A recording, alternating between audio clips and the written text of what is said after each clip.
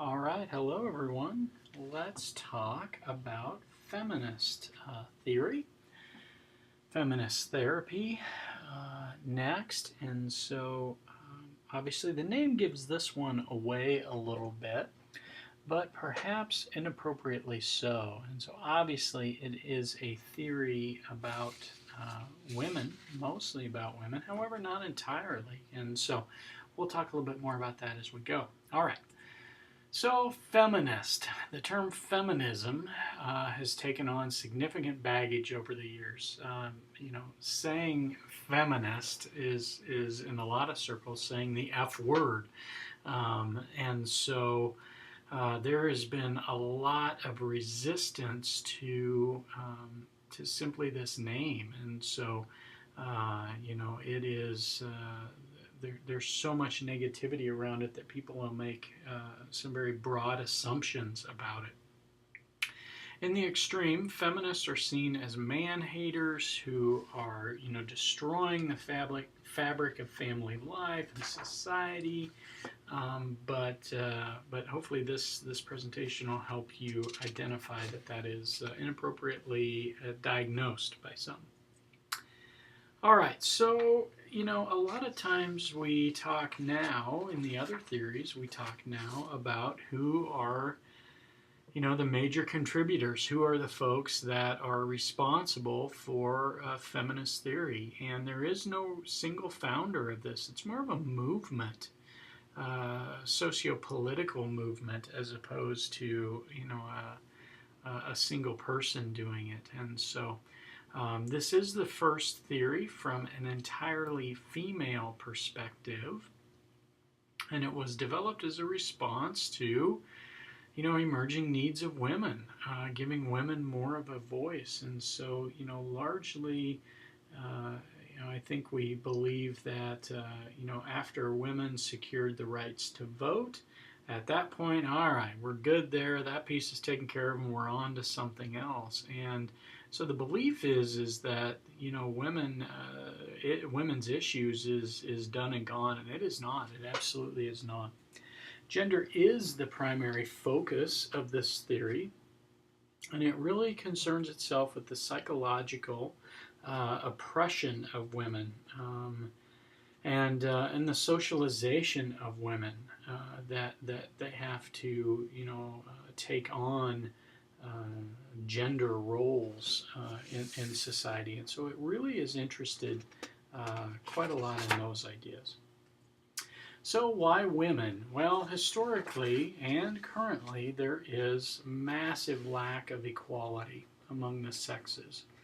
Male is considered what's normal, and that's the normative. And so, maleness sets the standard for those things. What's average? What is a representation of society? It is predominantly the male that is the standard. Socialization of women, impacts their identity development, their self-concept, their emotional well-being, and it manifests itself statistically as well. For example, depression.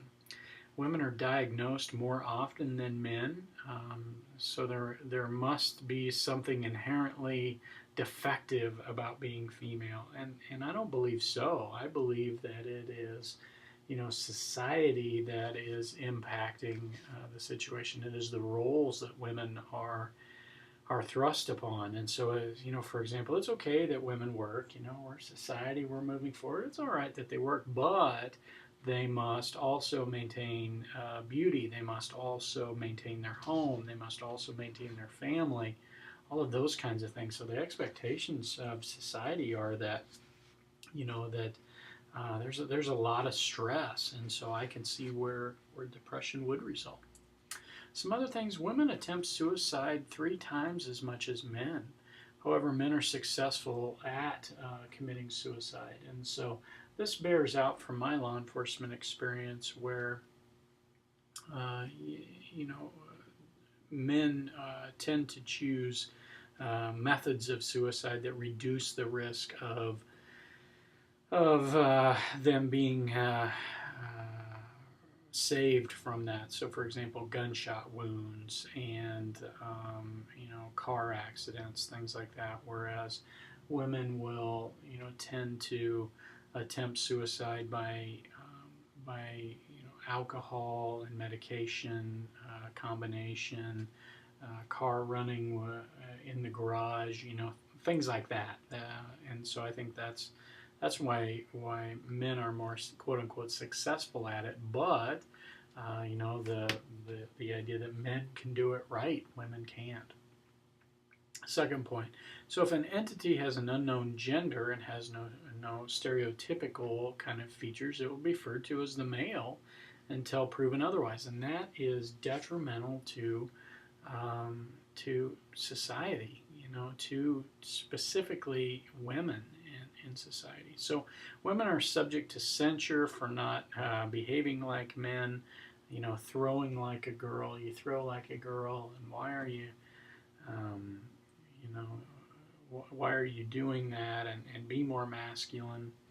And this last point here on this slide has always fascinated me that, women, when they marry a man, traditionally they take on his family name. They take on his family last name. And so, my wife, Pam, became Pam Tillman.